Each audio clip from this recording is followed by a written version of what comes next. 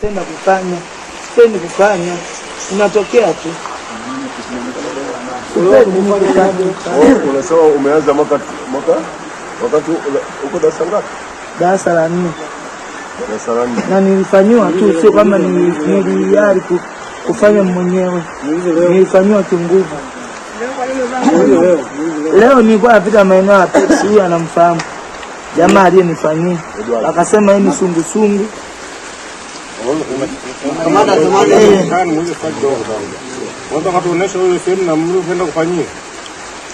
Nyumba nani pale Amen. Huyu anamfahamu. Huyu mwenye kofia anamfahamu. Huyu haina shida. Wewe mwenyewe unatoa maelezo. Wewe unaenda kuonga pale hodi yuko ndani. Wewe mwenyewe.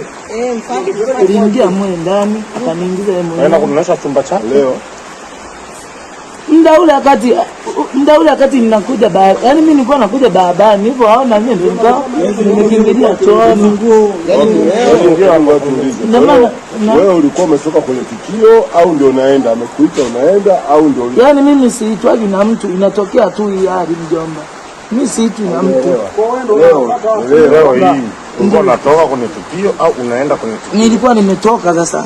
Akaniambia, kwa hiyo hapo ulipo nikuulize swali. Umeoga? Hujaoga. Hiyo swala cha umetoka huyo ni huyo Edward. Sio Edward. Ni yule mwembamba. Wewe anamjua naye mtu. Yaani Amen hapo. Huyo brother mwenyewe. Msikia brother. Sisi ni uongo. Mbele ya Mungu Anakupeleka ngapi? Yaani jinsi alisema yani ngapi? Dada, mimi jinsi alivyonikuta akasema ni sungu.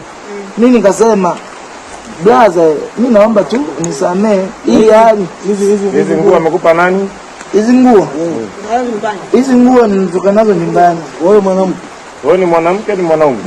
Mimi ni mwanaume, ndio maana nasema hizi ngome toka ngapi? Ndio maana nasema